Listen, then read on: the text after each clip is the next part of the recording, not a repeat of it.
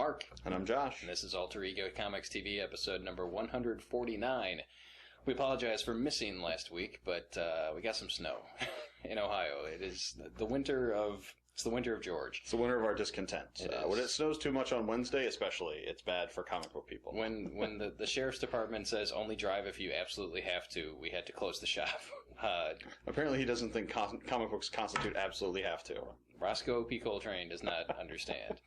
So, we normally shoot the videos on Wednesdays, but because we were closed on Wednesday and played catch-up on Thursday and Friday, we couldn't get to it. So, we're back. We apologize. And we want to give a quick recap, I guess, of some of the highlights from last week. And for me, the highlight last week was Marvel Comics.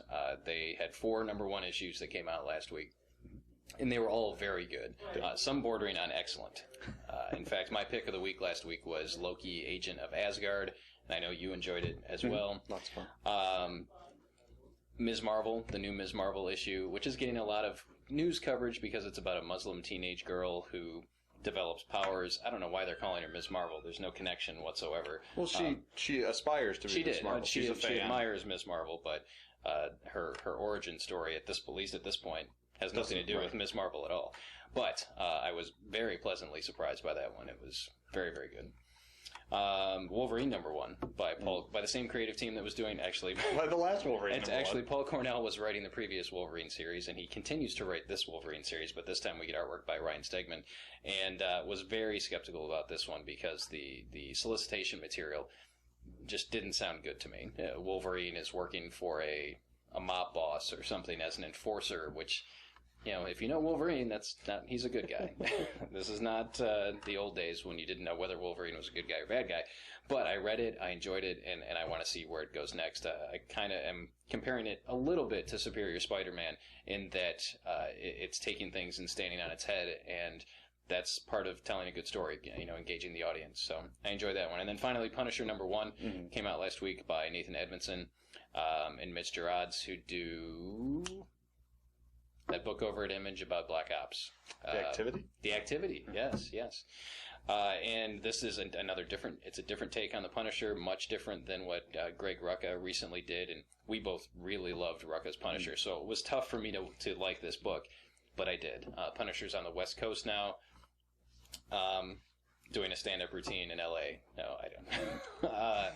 Punisher's trying to make it as a star. Yes. Dancer in Vegas. It was good. It's very good. So, lots of people, us included, have some issues with how Marvel is marketing their wares these days and the numbering system that they're using, and point now, point all new this, all new that.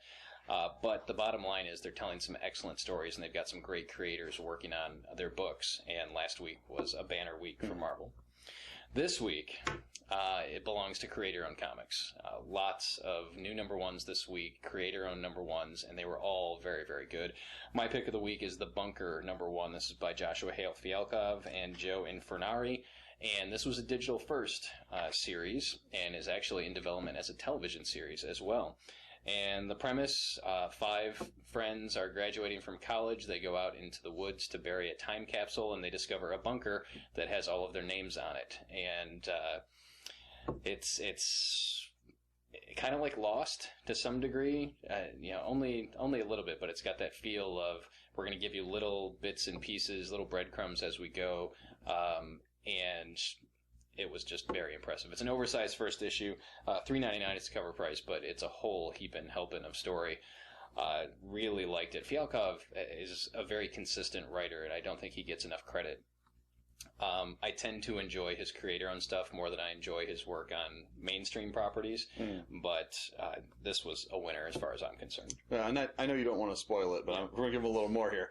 Inside the bunker, they find messages from themselves in the future telling them that they're going to ruin the world, and basically they're going to be responsible for the end of the world. And that sounds like I'm giving you a lot of the plot. It's not. This thing is massive. Like there was so much in here. It took forever to read through. It was great. It was an amazing first issue. All right, what do you got? I've got City, the Mind and the Machine, written by Eric Garcia with art by Javier Fernandez. Is that a song by the Police? Yes. Ghost in the Machine? Oh, no. Wasn't that a movie with Karen Allen? Oh, never mind. Carry on. This is about how everybody's being monitored by the government constantly. Essentially, we've got a city builder looking to make their city safer with an integrated security system. You know, cameras that can recognize where crime is and direct policemen accordingly. And they can't get the computer system to work, and they find some solutions that are non-traditional. Again, this is another one where the twist is very interesting. And there's a twist. There is a twist. There's always a twist. But very cool, very interesting commentary about our society as it is and being monitored by the government even in the name of good. There's also some great interpersonal stuff. I really like the personality they've given the programmers. They really kind of leapt off the page as real people. And yeah, very cool. Good stuff. This is from IDW. It's part of their Darby Pop imprint. What is that about? I don't even know. Darby Pop apparently existed prior to IDW and is now a subdivision. I think that's like Archaea. I think we sell the My Little Pony Darby Pop. I think that's a Darby Pop vinyl. Yes, that's a Funko product. Sorry. Next up, another indie. This one is from Image Comics. This is The Fuse by Anthony Johnston and Justin Greenwood. This is a sci-fi police procedural. Procedural is the wrong word. A sci-fi cop story. Takes place on a space station in the future, and there's a kind of a grizzled veteran cop that is partnered up with the new guy on the space station, and there's a series of murders happening, and it reminded me of the TV show Babylon 5. It reminded me of the Sean Connery movie Outland, where he's the cop on a moon of Jupiter or something. I don't know. It came out in the late 70s, early 80s. You should check it out. It's very good. It's High Noon in space. Kind of. Yeah, John, you've never seen it. No, but that's why I've never seen it, because I saw High Noon. But it's Sean Connery. Yeah, anyway. I do love Sean Connery. Trebek. Is he wearing that unitard thing he had from Zarados? No, from Zardos. Zardos? Yeah. The less we talk of that, the better. Anyway, the story arc is called The Russia Shift. We both really liked it. We saw a lot of the stuff. I do want to mention we got advance copies from the publishers, which is a great idea. Publishers send us advance copies before we have to order, so that we get a chance to read these unknown properties and order accordingly. We don't want, we are the gatekeeper to our customers that come in the door, and getting a chance to see these ahead of time really helped, because we actually bumped our orders on. Everything that we got an advance copy on, we bumped our orders. We were either ordering a token amount or none, and we ended up ordering more than that after getting a chance to read these. So, The Fuse is another great one. If you like science fiction, if you like cop stories, this is a no-brainer. Yeah, The Shield in space. It's great. There you go. Yeah, very cool. Very lived-in universe, lots of fun. Next up, from Vertigo Publishing, written by Rob Williams with art by Simon Colby, we have Royals, Masters of War. And it's about World War II, which everybody loves in comics, because those books don't get canceled immediately. But it's a very cool take. We've got World War II, where it's a world where the bloodlines of the royal families are not just divinely given power by God to rule, they're for some reason given power of a physical nature, like Superman, like flying and punching, and they're superheroes essentially. And the story jumps us in early in the war, and we see that all of the royals have been kind of setting to the side. All of the various European royal families have decided, we're not going to get involved. This is a war between men. We don't want to fly in and punch tanks. And that may change by the end of this issue. So it's very cool. There's a lot of political intrigue and very cool British cultural stuff going on. And there's history, and there's flying and punching Nazis. And that is all I want out of life, is superpowers and punching Nazis. I would even say, this is good for Game of Thrones fans. Mm-hmm. I mean, you've got your different ruling families. Some are choosing to get involved. Some are choosing to stay out of it. There's a lot of bad blood between these purebloods. I really enjoyed it too. Royals, Masters of War, perfect for. As Josh said, there aren't a lot of war books that are available because no one buys them. Unfortunately, no matter how good they are. But for those of you that are World War II buffs, military history buffs, but also you have the superhero element or the superpowered element in it as well. It's very cool to see it as to see a world that's a little different from ours. We have the one that Kieran Gillen's doing, the Uber? Uber, which is about, super soldiers being made, a little more powerful, not a Captain Rogers, but a Superman. And this is very interesting to see it as part of a cultural thing. It's a much more different dynamic, and I really enjoyed it. Yeah. Continuing on? No, I'll do these, I guess, Okay. and then you'll do yours. All right, I have the Charles Soule triple play coming up here. Charles Soule has quickly become one of my favorite writers. Consistently, the man is writing like 700 comics a month. It's ridiculous, and he still manages to live a family life and play music and practice law, which is crazy. Speaking of practicing law, She-Hulk #1. It's a new She-Hulk series from Marvel, and this is focusing on, similar to the way Dan Slott's series focused on the attorney aspect, Jennifer Walters aspect, her persona, but as She-Hulk. So she's Jen Walters, but she looks like She-Hulk. So she's not transforming down to mild-mannered Jennifer Walters. Anyway, for those of you that don't know, they actually give a recap in the beginning of who She-Hulk is. So she's the cousin of Bruce Banner. She's injured. I don't remember how. There was a car accident, or there was like a mob hit out on her because she was an attorney. She needed a blood transfusion. She got transfusion from her cousin Bruce. Next thing you know, she turns all green and angry, and she was the savage She-Hulk when she first started because she wasn't very couth. But now she is super couth. Just She-Hulk. And this was great. This is, she's at a firm. She's going in for her annual review, and her bosses say, we're hoping that you would bring us some of your superhero friends as clients, people like Tony Stark and Reed Richards, but that hasn't happened, so we're going to have to let you go. And before they can do that, she quits, but she ends up taking a case for someone who she runs into where it's a widow whose husband has basically said that Tony Stark has stolen technology from them. And so we get to see this really different type of encounter between Tony Stark and She-Hulk. They've been teammates, they've been friends, they perhaps have been more than that, and it's very interesting. So we're seeing a different take on Stark's HQ. Is it Stark Resilient now? I don't even know what it is. It's Stark... whatever, the Stark Tower. Yeah, she was in Stark Tower. The company is still Stark Resilient, I believe, but I don't know how. And they actually go through. Yeah, that was actually great. It's kind of funny the way that Soule goes through the history of Stark's companies from a legal standpoint. Yeah, yeah. How do you get sued when you were dead, and then your company was turned into 8 other things, and then was bought out by a supervillain? So I'm probably spending more time on this than I need to, but the bottom line is it's very, very good. You've got a book about an attorney, written by an attorney, with a very different take. If I had to compare this to something, it would be Hawkeye. Very fun. It's if you're looking for a book that's within the Marvel Universe, but kind of on the fringe of the Marvel Universe, or is a different way of looking at it, She-Hulk is the one to check out. So next up on the Charles Soule Triple Play, another hit from Charles Soule, Letter 44, his creator-owned book from Oni Press. This is issue number 4. Not a whole lot to say, except I freaking love this book. It is always at the top of my stack every month that it comes out. If you have not checked it out, head to your local comic book store. Come to us. We still have copies of the first issue, which is $1, right? I believe so. Second printing was still $1. And spend $1, risk $1, and try the first issue, and I guarantee that you will like it.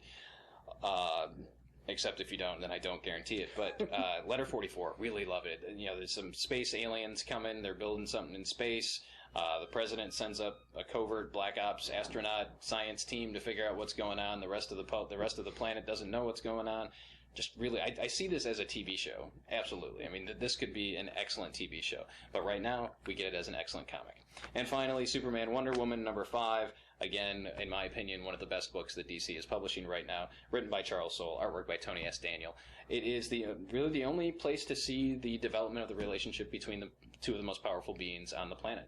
And they have powerful enemies as well. In this issue, we see Zod and Feora, and is there anybody else?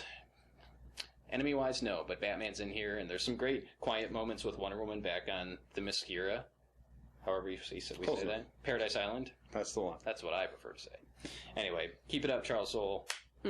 Thanks. Last up in the new number ones on the indie side, we've got The Mercenary Sea, written by Kel Simons with art by Matthew Reynolds. And this is a great book. This is set similar to Royals, well, actually, it's a little earlier than that, but we're looking at pre-World War II in the South China Sea over in Southeast Asia, and you've got a crew of people from all different walks of life thrown together in a possibly stolen, possibly appropriated German sub, although I think they stole it from the Japanese or the Chinese, so I'm not sure exactly how that works out. But basically, you've got a crew of misanthropes going from place to place, trying to survive in a world that's getting increasingly scarier and increasingly more full of war, and it's Firefly in a sub in World War II, and that is what you need to know. It's just great pulp adventure. All of the characters have great personalities. They do reflect the period in which they live, so you see some things that might not be necessarily considered kosher today. But one of the things I really loved about this book was the art, and not necessarily the actual art, but the way it's colored and the layering of the backgrounds gave a really cool, moody feeling. Really sucked me back into the era. It reminded me of what's the Bogart movie where he's a gun runner? Is it The African Queen? No, well, that was a good one too. But no, it was Key Largo? No, the one the year before Casablanca. It doesn't matter. It reminded me of a Bogart film, which is a great thing if you're looking to set a movie or a comic in this time period. So awesome from Image. Good work. Mercenary Sea? Mercenary Sea, check it out. Lots of fun. It is the week of creator owned. Oh, yes. I forgot about that one. Yeah, I was wondering what we're doing here. Well, I was buried under there. It wasn't buried. There's 2 piles. Good. Back to me. Winter Soldier #1 from Marvel Comics, written by Rick Remender, superstar writer of Deadly Class and probably some other stuff. Uncanny Captain Avengers, America, Fear Captain Agent, America, Fear Agent, Strange Girl, Black Science. What's the other? Oh, Black Science. That's the one. Yeah. So this is a story of Winter Soldier. Surprising, seeing as there's a Winter Soldier movie out in about two months. And it's actually very cool. It's set in the 60s, so Winter Soldier is still a Russian operative being thawed out to take out people. But the majority of the story is actually involving Nick Fury and another S.H.I.E.L.D. agent kind of trying to one-up each other in this James Bond infiltration of an enemy base. And it's very cool, very time-set and thematic. There's lots of cool little references to the Marvel Universe, and it does a great job of taking someone, Winter Soldier, who we already know things about, and putting the fear of God back in us. You know, putting us in that Cold War mindset to see this Russian superweapon really just running away with everything, and it was a lot of fun. It was not at all what I expected from Winter Soldier, but it was exactly what we needed. I mean, we'll tie it back to Sean Connery with the not references to. It's very much a Connery Bond. Oh yeah, era. The era of Connery Bond. Yeah, good stuff. All right, so we're going to continue with our top 5 lists as we've promised to do throughout all of 2014. We hope. This week is Valentine's Day, and so we're going to do the top 5 comic book love stories. I have the Love Boat theme playing in my head. You know what we need? Where is the Love Boat's on TV someplace, right? I mean, that's. What a show. What a great show. Why was I allowed to watch The Love Boat at like age 6? I don't understand. It's on TV. It must be fun. Charo. One word. Charo. Anyway, let's go with, let's kick things off. This is the first one that came to mind for me, and it's Daredevil Yellow. Daredevil Yellow is written by Jeff Loeb, artwork by Tim Sale. It is part of a color series of books from Marvel, and we're going to mention a number of them in this list here. But they're very kind of personal flashback stories told from the present, narrated by the character in the present, but reflecting on the past. And you see how Matt Murdock falls in love with Karen Page. And to me, this is the third chapter of a 3-chapter story. With Karen Page and Matt Murdock. You have to go back to Born Again, which is not so much a love story. And then you go to Kevin Smith's Daredevil Guardian Devil, also kind of not a love story. And then you get Daredevil Yellow after that, which kind of connects everything and weaves things together. And to me, that's the Karen Page trilogy right there. Born Again, Guardian Devil, and Daredevil Yellow. Next up, continuing in our color theme, we have Spider-Man Blue. And again, color books, Jeff Loeb and Tim Sale. And what I love about these is what it's essentially done is it looks back at Marvel history and points at the quiet moments that we never got to see. You know, comics in the 60s and 70s were primarily being written for young boys. They didn't want a bunch of yucky kissing stuff like in The Princess Bride. So you take modern writers using modern sensibilities and expanding on these great moments, and it's just amazing. In this case, we're seeing Peter Parker, Spider-Man, going through some of his stuff and finding tapes from Gwen Stacy and listening to these tapes of his lost love, who he either failed to save or killed, depending on how you want to look at it. And it's just heartbreaking. And he's with MJ now, and we also see a lot of period, villains. Was it the Lizard in there? Craven's in there. Craven, the Lizard. They're kind of all in there. Yeah, it's sort of a greatest hits of Spider-Man, but it's just very poignant, and it's awesome. It is. Daredevil Yellow, Spider-Man Blue. I removed another one from this list. It's going to be Hulk Gray. Hulk Gray is on that list, too, and the never-published Captain America White, which we may get never. Which may or may not have been a love story. We don't know. Yes, between Cap and Bucky, I think. I can only assume. The way it was. They asked, but they weren't supposed to tell. All right, so next up, let's go with Saga Volume 1. This is a modern love story, modern classic. We've talked about it many, many times before, but it is still, I think, very accessible to new readers, and we've had a lot of our female customers pick it up and enjoy it. Because it presents women in a very realistic light, although it's science fiction. Although they have wings. It's a very modern Romeo and Juliet set against the backdrop of war. There is magic, there is action, there is cussing, there are severed ghosts floating around with the entrails hanging out. Nice. But at the core of this, it is the relationship between Marco and Alana. And ogre testicles. 40% relationship, 60% ogre testicles. No.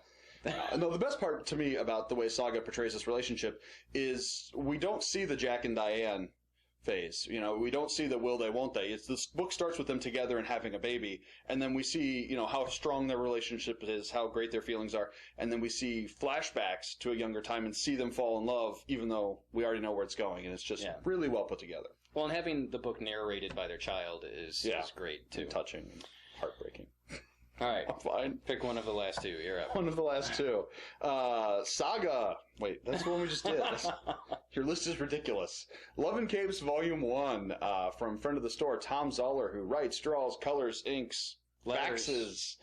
He does everything on Love and Capes. Create her own book in the best tradition. And this is a superhero situation comedy. You've got the relationship between a human and a superhuman, a Superman analog, essentially, in The Crusader. And why can't I think of her name? Abby. Abby and the Crusader. The independent bookstore owner, Abby. Respect, Abby. Respect. And it's very cool.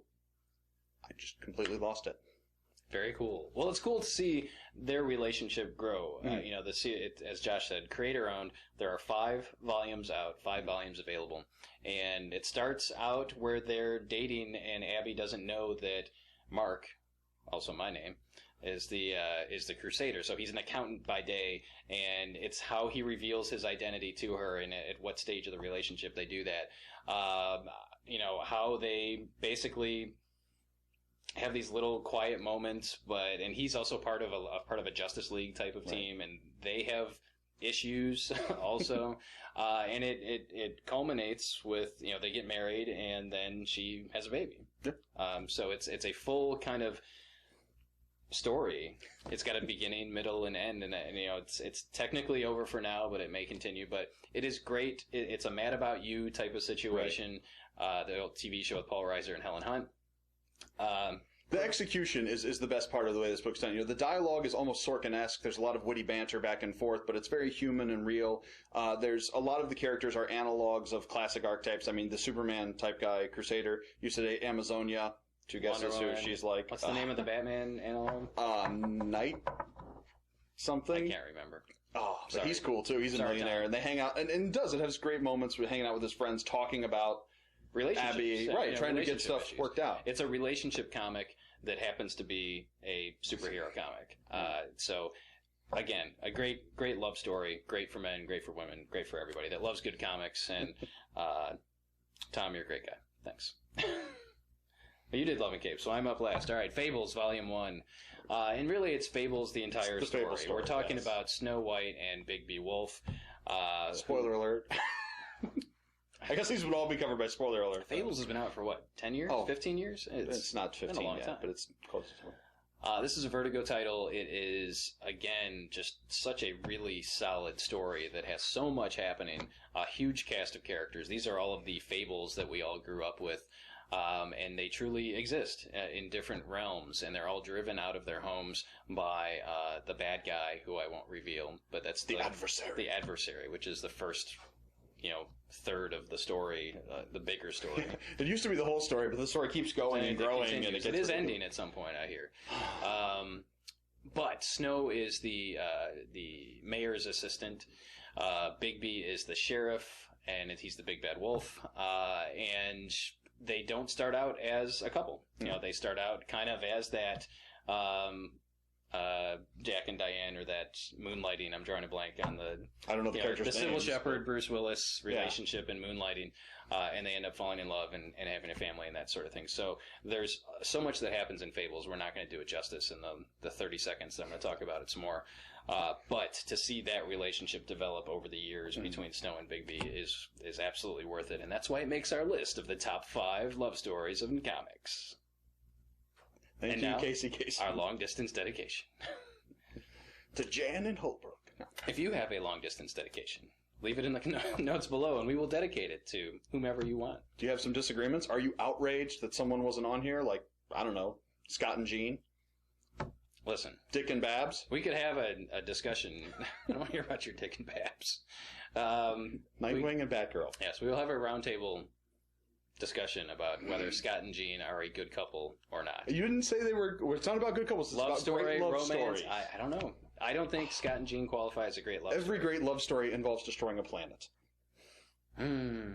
What do you think, America? Also other countries. Anyone who's watching, really, you can ring in. All right, we've gone on long enough here, and thanks to YouTube for restoring our more than 15 minutes, because we went way over this week. So if you have other suggestions, again, for the love stories, there were other ones that we talked about that we just didn't make the top 5. So put those in the comments below. Other top 5 lists you'd like to see. That would help us a lot, because then we don't have to brainstorm and come up with ideas. But share this with your friends, your family, people that you think might be interested in the show. We appreciate all of our likes and all of our new subscribers, or all of our old subscribers, too. And until next time, we'll see you next week.